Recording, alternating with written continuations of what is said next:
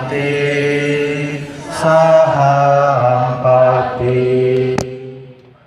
katanjalian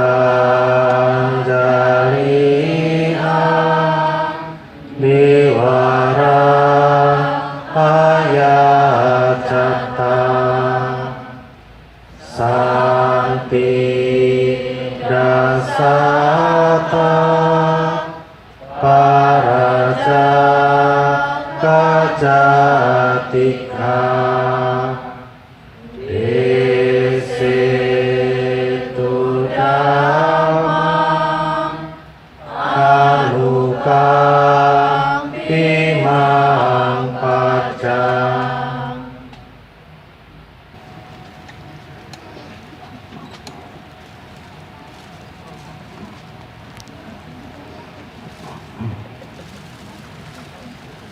Namo tassa bhagavato arahato samma sambuddhassa. Namo tassa bhagavato arahato samma sambuddhassa. Namo tassa bhagavato arahato samma sambuddhassa. Kama sakha kama thayatha kama yoni kama bandhu kama patiksarana yang kamang karisami kalian wangwa papakangwa tatsa dayadu pawisami ewang ahemhi abinhang pacawe kitaphanti.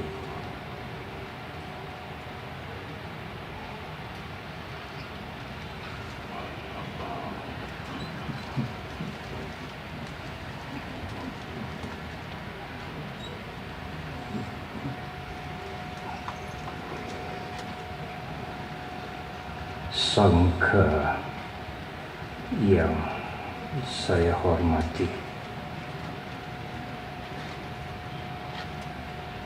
siang hari ini udaranya cukup hangat.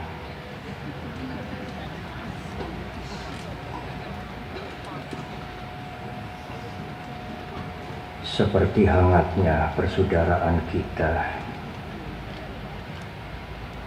saudara-saudara kita yang datang kali ini dari Aceh sampai Papua. Ada juga yang dari Kepulauan Riau, Jambi, Bali. Tentu Jawa Tengah tidak kelupaan. Saudara-saudara juga yang datang dari Jakarta.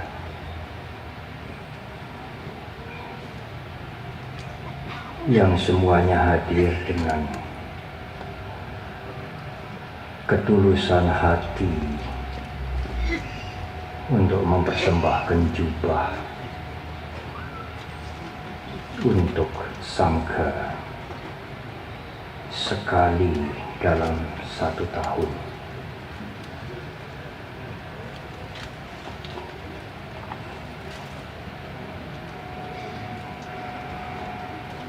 Hadir bersama kita juga Bapak kami, Pak Lurah Mendut dengan Ibu, yang kalau pada bulan Agustus lalu Pak Lurah bersama saya menyambut Pak Gubernur, siang hari ini Pak Lurah menyambut Pak Dirjen. 47 tahun Wihara Mendut ini berdiri. Dan selama 47 tahun ini adalah tahun yang pertama kali Bapak Dirjen Bimas Buddha hadir pada perayaan Katina.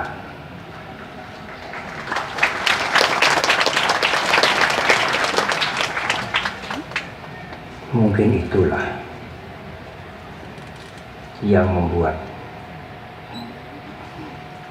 hati kita merasa hangat. Ibu, bapak, dan saudara, saya akan memulai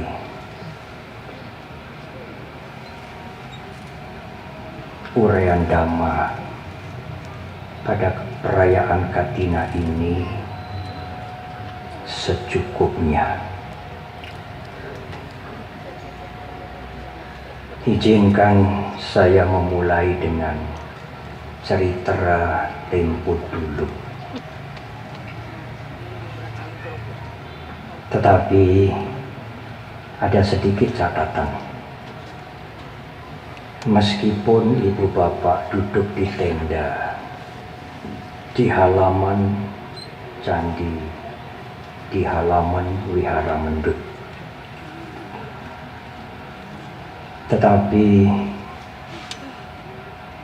ini adalah puja bakti. Ini adalah ibadah. Oleh karena itu saya minta tidak berbicara sendiri, juga tidak merokok, tidak berjalan-jalan kalau tidak sangat perlu, termasuk panitia.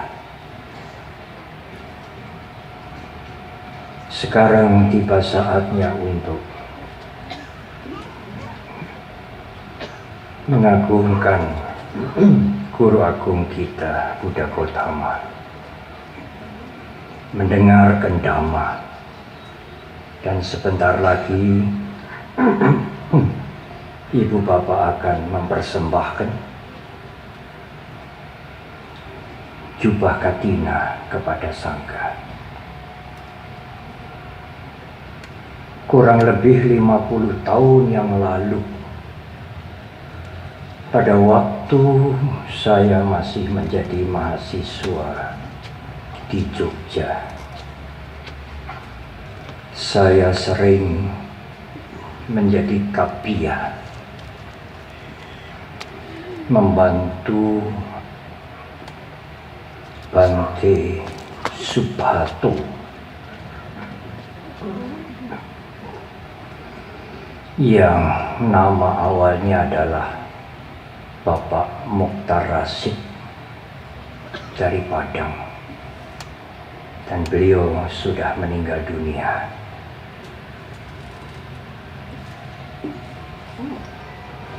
Pada suatu hari datanglah kepada Bante Subhato untuk berkenalan dan bercakap-cakap seorang sosiolog dari Eropa, dari salah satu negara Eropa, tidak perlu saya sebutkan namanya negara itu, tetapi nama beliau adalah Pak Niels Mulder. Lama tinggal di Asia Tenggara, juga lama tinggal di Indonesia. Buku-bukunya ada yang diterjemahkan ke dalam bahasa Indonesia. Saya memiliki buku itu dahulu, menyimaknya sampai habis, tetapi entah di mana buku itu sekarang. Pak Niels Mulder, seorang sosiolog.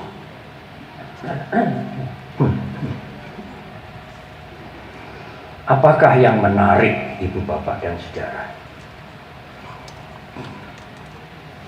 Dalam percakapan dengan Bante Supato itu, saya ikut mendengar sebagai kapiat. Pak Mulder berbicara bahwa beliau tertarik melakukan penelitian di salah satu negara yang umat Buddhanya kurang lebih 95%. Tetangga negara kita, anggota ASEAN. Apa yang diteliti? Pak Mulder ingin melihat ajaran agama Buddha yang di salah satu sudut sangat luas, sangat mendalam. Apakah benar-benar ada manfaatnya, ada pengaruhnya bagi masyarakat itu yang 90% lebih menyatakan umat Buddha? Apakah mereka hanya puas melakukan puja, membaca parita, bertemu dengan para biku, kemudian mendapatkan air parita? Apakah hanya sampai di situ keagamaan mereka? Atau ajaran agama Buddha yang dia anut ini benar-benar ada pengaruhnya bagi kehidupan mereka? Itu yang Pak Mulder melakukan riset.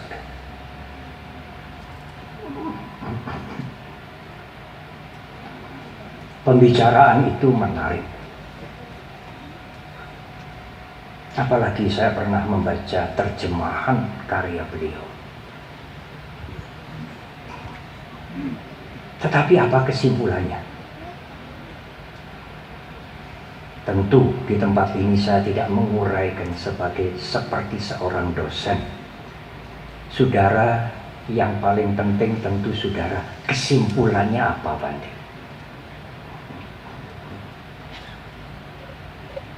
Pak Mulders mengatakan memang, Bante. Beliau cerita kepada Bante Supato,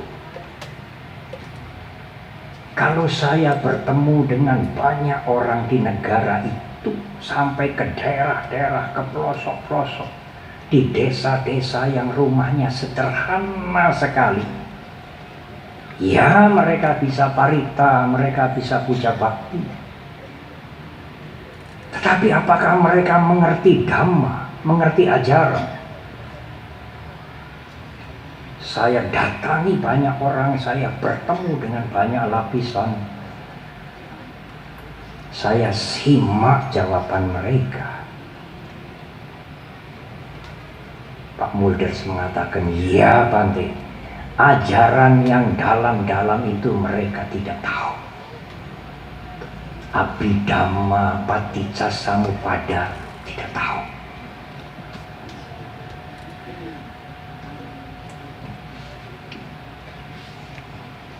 Tetapi ada satu ajaran yang sangat diyakini. Semua lapisan masyarakat mulai dari yang kanak-kanak sampai yang tua renta, dari desa-desa sampai ke kota yang metropolitan, mereka Bante sangat yakin kepada hukum karma. Perhatikan kalimat ini. Sangat yakin kepada hukum karma. Pak Mulders bukan menggunakan kalimat mereka sangat takut pada hukum karma tadi. Tidak. Apakah hukum karma itu menakutkan, saudara? Tidak. Banyak masyarakat termasuk umat Buddha yang salah mengerti. Kalau mengucapkan mendengar hukum karma, mendengarkan karma, pasti mereka menganggap artinya buruk. Tiba-tiba terkena musibah, rumahnya terbakar. Nah, lihat tuh, kena karma dia tuh. Kena karma. Padahal karma itu artinya perbuatan. Kalau tokonya maju, usahanya maju, pangkatnya naik, mengapa tidak dikatakan, nah kena karma tuh? Itu juga akibat karma. Buah karma baik membawa kebahagiaan. Buah perbuatan baik membawa kemajuan. Akibat perbuatan buruk membawa penderitaan. Apakah takut pada hukum karma? Tidak. Yakin pada hukum karma? Ya. Tetapi tidak takut.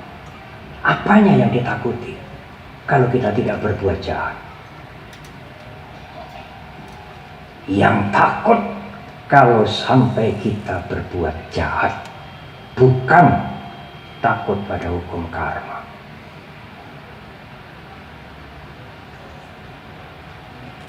Menarik sekali Ibu Bapak dan Saudara. Kesimpulan Pak Mulders yang sosiolog ini menarik sekali. Saya juga teringat. Keyakinan iman pada hukum karma itu juga sudah mendarah mendaging di bumi Nusantara ini. Mohon maaf yang dari luar Jawa. Anda sering mendengar ngunduh waing pakarti. Sing sopo nandur ngunduh. Sing sopo agawe nganggu. Bukankah itu hukum karma yang diyakini sejak nenek moyang kita dengan tanpa menyebutkan hukum karma, tetapi itu prinsip dari hukum karma. Ngunduh woing pakartine dewe, memetik akibat perbuatannya sendiri.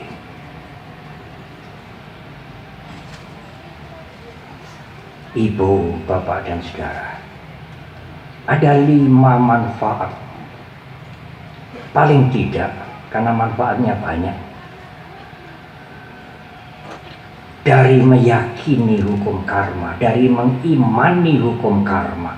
Yang pertama, kalau Anda memegang dengan kuat, mempunyai saddha. Umat Buddha sering menerjemahkan saddha dalam bahasa Inggris faith dengan keyakinan. Saudara-saudara kami umat beragama lain menerjemahkan dengan iman.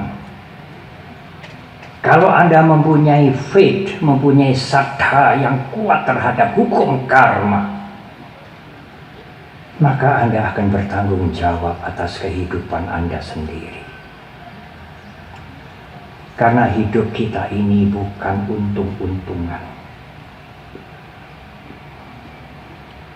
Bertanggung jawab atas kehidupan kita sendiri.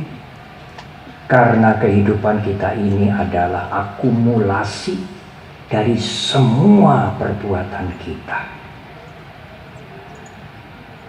Kamma saga, kita inilah pemilik dalam tanda petik perbuatan kita. Kamma atau karma itu artinya perbuatan.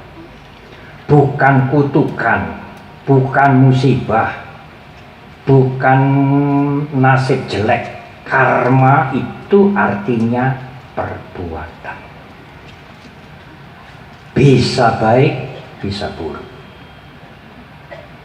Sekarang saya sedang membuat karma. Sekarang ini Bante sedang membuat karma. Ya, saya sekarang sedang membuat karma baik. Karena saya ingin membagi-bagikan pencerahan kepada siapa saja yang mau mendengar. Sekarang saya sedang membuat karma baik, kusala karma.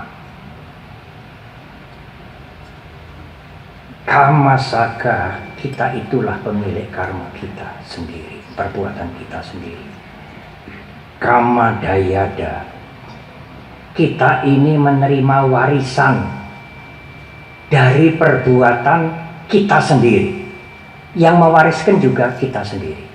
Kita ini yang mewariskan, kita ini ahli warisnya juga.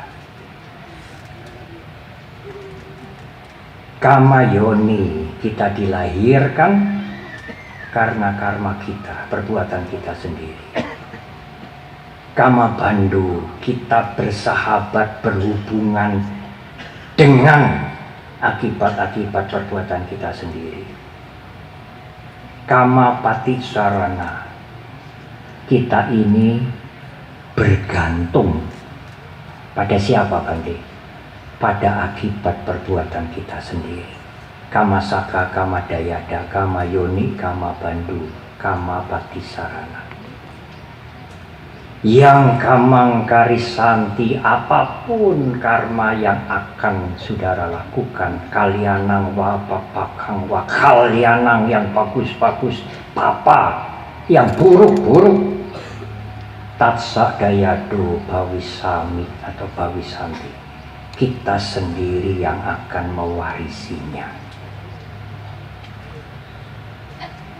Yang pertama adalah tanggung jawab. Dengan meyakini hukum karma, Anda bertanggung jawab atas hidup Anda sendiri. Kalau bukan Anda sendiri yang bertanggung jawab atas hidup Anda sendiri, Anda minta pada siapa untuk bertanggung jawab? Bertanggung jawab atas diri Anda. Meminta yang lain bertanggung jawab atas diri Anda. Apakah mungkin?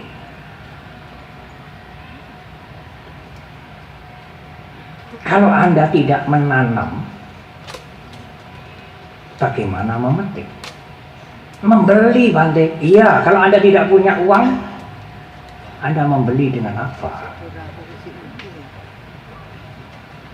Kalau Anda menanam jagung, tidak mungkin akan panen kacang. Hukum karma tidak akan salah. Hukum karma mboten nate lan mboten badhe klentu. Hukum karma tidak mungkin keliru. Tidak mungkin. Tetapi apakah kita boleh meminta? Boleh sih. Siapa yang melarang kita meminta? Apalagi meminta kepada yang tidak tampak. Meminta kepada kenalan, kepada saudara juga boleh. Tetapi apakah permintaan kita itu pasti berhasil? Belum tentu. Kadang-kadang dan sering-sering tidak meminta mendapatkan. Karena sudah melakukan karma. Dalam hal ini karma baik.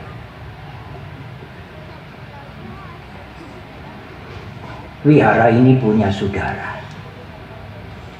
Saya tidak cenderung menggunakan karyawan, pekerja, punya saudara. Sudah sepuh. Dan sekarang sudah tidak bekerja lagi. Tetapi tetap kami perhatikan. Suatu hari saudara tua itu akan umroh. Saya dengar. Dia tidak cerita pada saya, apalagi minta, tidak. Saya memberikan bantuan kepada bendahara wihara, tolong-tolong. tolong Nina beri bantuan. Bapak akan umroh. Dia tidak cerita, apalagi minta. Seperti itulah hukum karma. Nanti sebentar lagi juga ada karyawan saudara wihara yang mau Dharma Yatra, umroh Buddhis Pak Lurah. Haji Buddhis apa umroh Buddhis? Saya mendengar yang bersangkutan tidak laporan, tidak cerita, apalagi minta, tidak. Tetapi saya melihat dia kerja baik, mengabdi dengan tulus. Diam-diam kami wihara juga memberikan bantuan sangu untuk beli-beli pada waktu Dharma Yatra. Apakah kita harus minta, saudara? Di sini ada Pak David, ada Pak Ayung. Oh, boleh Bante kita minta pada Pak David, pada Pak Ayung? Boleh aja, siapa yang melarang Anda? Tetapi apakah mesti diberi? Nanti dulu. Rasional tidak permintaan Anda. Untuk apa? Seperti itulah hukum karma. Tanggung jawab. Kalau Anda melakukan kebaikan, Anda akan memetik kebahagiaan. Tapi jangan berbuat jahat, karena kejahatan itu membuat penderitaan. Manfaat yang kedua, kalau Anda meyakini, mengimani hukum karma, maka Anda senang berbuat baik.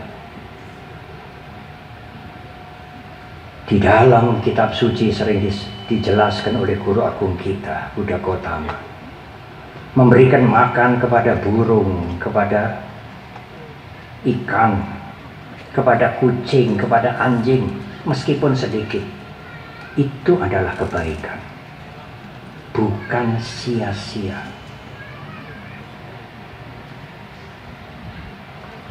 Apalagi di hari Katina ini, saudara hadir dengan rasa bakti dan ketulusan, saya ingin berdana kepada Sangha. Katina dana adalah persembahan kepada Sangha. Sangha itu para biku semua, bukan pribadi-pribadi biku.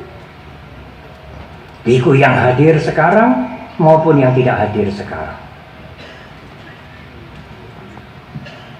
Karena itu, pada waktu Anda nanti mempersembahkan dana Katina, tidak harus naik ke atas semua.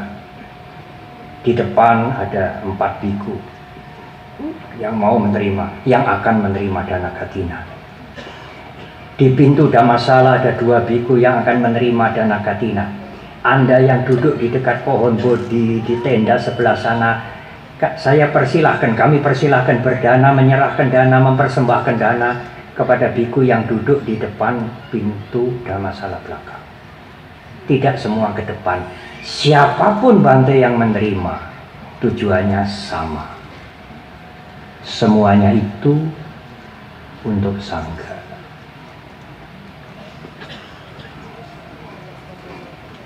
Bante, tetapi kan saya tidak setor muka. Apakah perlu setor muka, Ibu, Bapak, dan Saudara? Kepada kami. Kami tidak akan merekam saudara untuk waktu yang lama. Tetapi hukum karma pasti akan merekam Ibu, Bapak, dan Saudara. Setor muka kepada hukum karma, bukan setor muka kepada pribadi-pribadi. Ada orang mengetahui kebajikan Anda atau tidak, menghargai kebajikan Anda atau tidak, menuliskan kebajikan Anda atau tidak. Hukum karma tidak akan pernah lupa. Deposito Anda di hukum karma tidak mungkin hilang, meskipun Anda sudah meninggal dunia dan dilahirkan di alam yang lain. Oleh karena itu, lakukanlah kebaikan. Tidak usah malu melakukan kebaikan, tidak usah melihat kanan kiri, oh dia berdana lebih banyak, saya hanya sekian. Tidak usah. Membanding-bandingkan adalah salah satu penyebab penderitaan. Berbuat baiklah sesuai kemampuan Anda. Setiap saat kepada siapapun yang membutuhkan. Tidak usah melihat dari suku bangsa apa, koalisi apa dia ya. Tidak usah. Siapa yang perlu bantuan, Anda mampu memberikan bantuan. Berikan. Berikan dengan pengertian yang benar. Di dalam suatu kesempatan Guru Agung kita mengatakan, seandainya saudara hanya punya sesendok nasi putih, 1 sendok, tidak lebih. Anda makan sendiri tidak kenyang, tetapi ada yang bisa diajak berbagi. Mungkin binatang, mungkin yang lain. Kalau seseorang mengerti manfaat dari memberi, dia menyisihkan 1 sendok nasi putihnya itu sedikit untuk memberi. Jangan meremehkan kebajikan meskipun kecil, seperti air yang menetes di gentong yang besar. Setetes demi setetes, suatu saat gentong ini akan penuh dengan air kebajikan.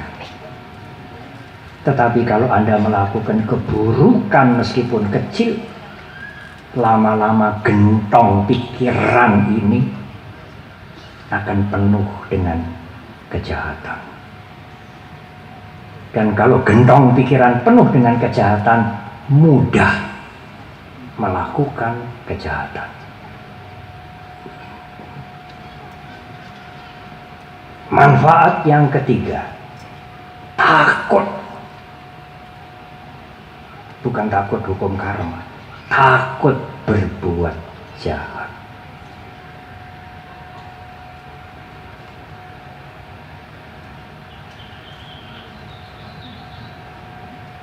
Ada yang bertanya, Bante, di negara yang 90% umat Buddha yang diriset oleh Pak Mulders itu, umat Buddha 90% lebih mengerti hukum karma dari anak-anak sampai tua renta. Apakah ada yang berbuat jahat? Oh ya ada. Koruptornya ya umat Buddha semua, yang di penjara ya umat Buddha semua, kriminal-kriminal itu ya umat Buddha semua, karena umat Buddhanya 95%. Semua yang jahat-jahat umat Buddha semua. Umat beragama lain yang jahat-jahat sedikit. Tetapi mereka mempunyai solusi yang agak berbeda dengan kebanyakan orang. Mereka sadar melakukan kejahatan itu. Mereka menerima akibat dari kejahatan itu. Bagaimana untuk mereduksi? Mereduksinya bukan dengan minta ampun.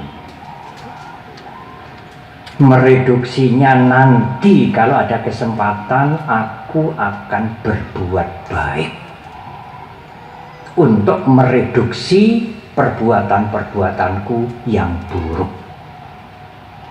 Itulah cara berpikir mereka.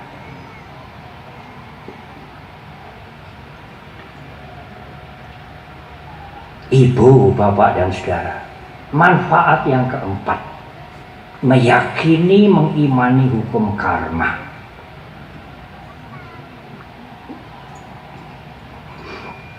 Bante, saya sudah berhati-hati, tidak berbuat jahat, juga tidak berbuat buruk. Tetapi saya masih dijahati orang lain. Dijegal usaha saya, diserobot, dicuri, diapusi, difitnah. dihancurkan, dimaki-maki. Saya menguraikan begini pada waktu Dhamma kelas tahun ini. Saya betul-betul sudah mengalah Bante, sudah ingin berbuat baik. Saya sudah ngati-hati tenanan, masih dijelek-jelekan, difitnah, diserobot, dicolong, dicuri. Yang mendengar Dhamma kelas saya di depan itu seorang ibu, dia ngomong dengan temannya, itu kayak saya itu, yang diomongkan Bante itu kayak saya ini. Anda merasa jadi korban, victim, didolimi. Iya, tetapi kalau Anda meyakini hukum karma, yang datang itu adalah akibat perbuatan buruk Anda sendiri. Ibu itu lalu diam. Awalnya bangga, oh ya betul itu dikatakan Bante itu. Saya sudah baik, saya sudah ngalah, masih dijelek-jelekan, carikan perkara, masih dijegal. Betul itu, betul. Kata-kata Bante itu betul-betul, itu seperti saya. Tetapi dia belum mendengar lanjutannya. Yang semuanya datang kepada ibu yang baik itu adalah akibat karma buruk ibu sendiri. Oh, jadi saya diserobot, dijegal, dicolong, dicuri, difitnah, dijelek-jelekan, di blackmail. Iya, itu akibat karmamu sendiri. Kalau bukan akibat karmamu, tidak datang kepada kamu. Hukum karma mboten nate klentu. Hukum karma tidak pernah salah, presisi, lurus.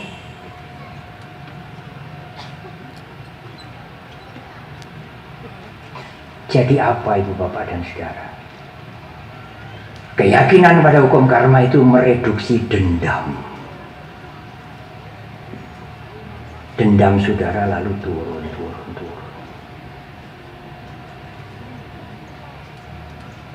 Tetapi Bante mereka itu apakah tidak perlu dinasehati, tidak perlu ditegur? Nanti kejahatan merajalela. Ora trimo ini. Ya perlu ditegur, perlu dinasehati, mengko nanti, dan mencari cara yang tepat. Janganlah teguran atau nasihat itu adalah selubung untuk melampiaskan kebencian. Tetapi Bante, bagaimana kalau kita dapat kemakmuran? Pangkat kita sebentar naik, usaha kita maju terus, berkembang, nama kita harum. Iya, itu juga akibat karma Anda sendiri, bukan dari orang lain ya Bante, akibat karma Anda sendiri. Tetapi nanti dulu, kemakmuran, kemajuan, keberhasilan itu tidak jatuh dari langit. Ada orang lain yang kerjasama dengan Anda, berbaik-baik kepada Anda. Kalau yang pertama tadi menjahati Anda, orang ini berbaik-baik pada Anda. Teman yang tulus, saudara yang tidak gopeng jak kuping, saudara yang betul-betul tulus membantu. Karena tidak mungkin buah karma itu jatuh dari langit gedebok, itu tidak mungkin. Ada orang yang melakukan kebaikan pada kita. Kepada orang itu kita berterima kasih dan membalas budi. Kepada orang yang menjahati kita, jangan dendam. Dia akan memetik karmanya sendiri nanti. Jangan dendam. Anda memetik karma Anda sendiri. Kepada orang yang baik, berterima kasih dan membalas budi. Itu manfaat meyakini hukum karma yang keempat. Yang terakhir, manfaat yang kelima masih banyak, tetapi untuk siang hari ini 5 dulu. Mungkin manfaat yang lain lagi tentang hukum karma setahun lagi pada waktu Katina. Manfaat yang kelima, mereduksi ego, menurunkan ego. Aku benar, aku tidak bersalah loh, aku sesuai dengan hukum loh. Coba dilihat hukum mana yang aku langgar. Aku ini korban. Akunya naik terus. Dengan mengerti hukum karma, Anda memetik akibat perbuatan buruk Anda sendiri. Sang ego akan turun. Demikian juga kalau saudara maju, naik, pangkatnya naik, ego juga turun. Karena ada faktor-faktor orang lain yang membantu saya. Saya tidak bisa naik ujuk-ujuk. Saya tidak bisa makmur ujuk-ujuk. Semuanya ada banyak yang mendukung kita. Tidak ada tempat untuk menaikkan ego. Mengerti hukum karma akan menurunkan ego kita. Itu sangat penting, ibu, bapak, dan saudara.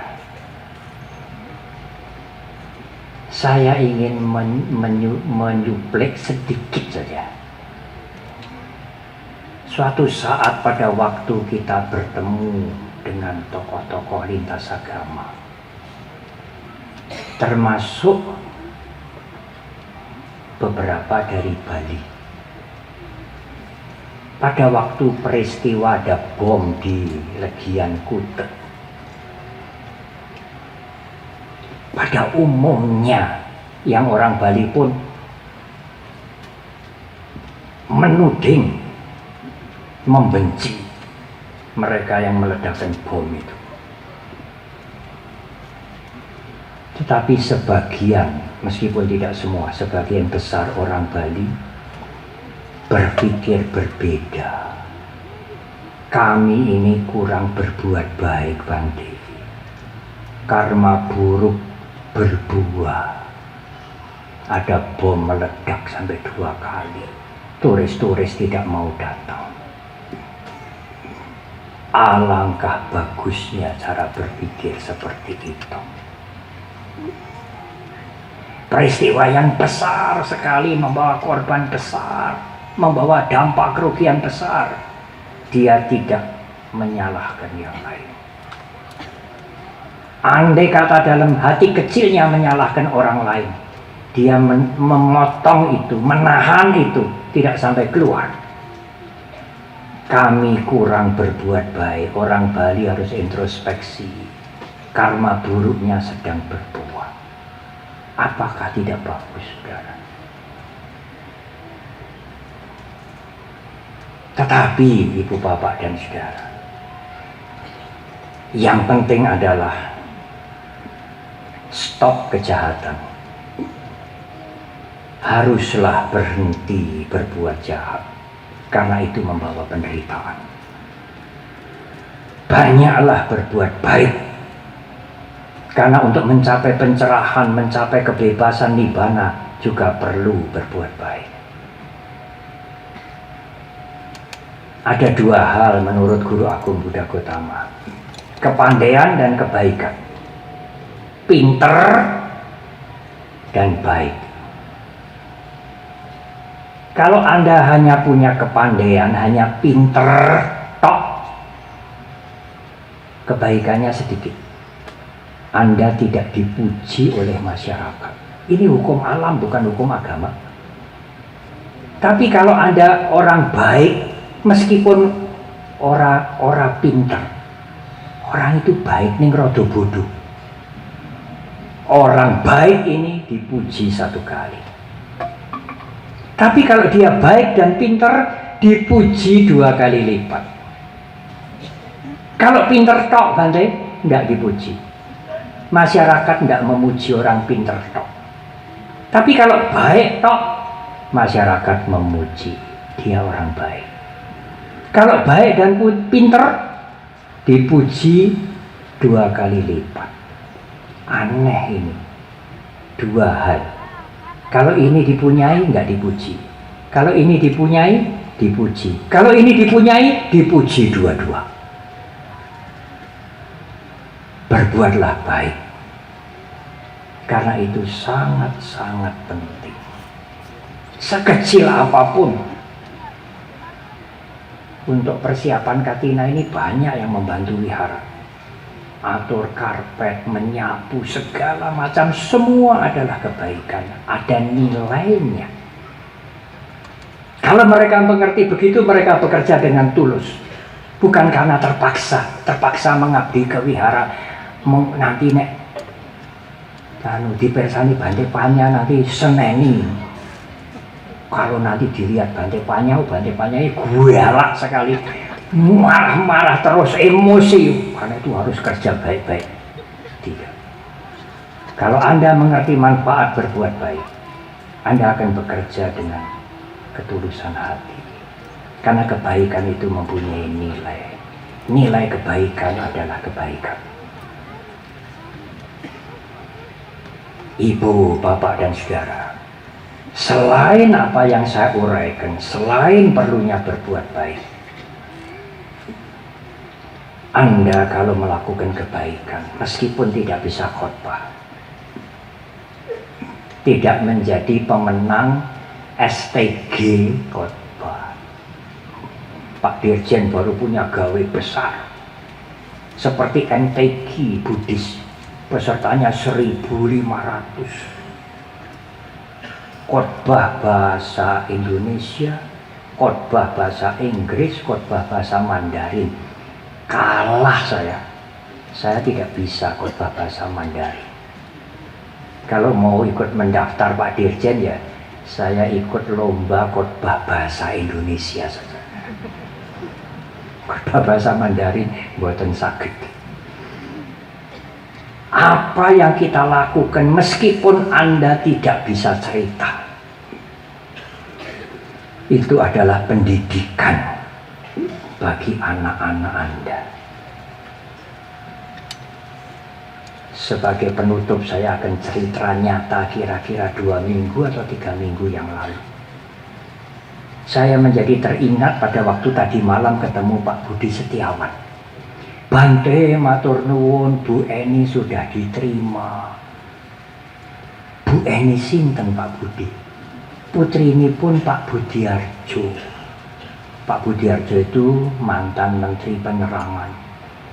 Dan kalau tidak salah, salah satu petinggi dari Auri yang punya pondok tinggal. Putrinya namanya Bu Eni tiba-tiba datang kemari dengan keluarganya. Menangis. Bukan menangis apa? Bahagia, terharu.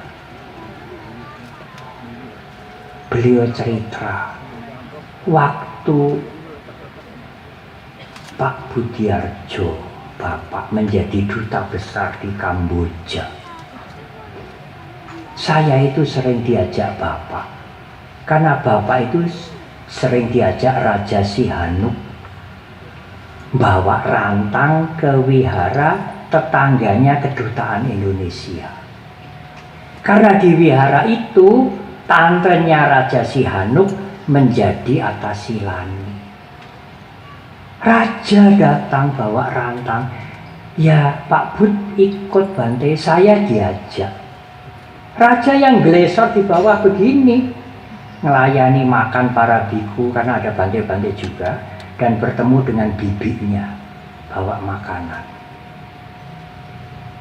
Bu Eni itu ingat berapa tahun yang lalu itu. Katanya sekitar 40-50 tahun yang lalu.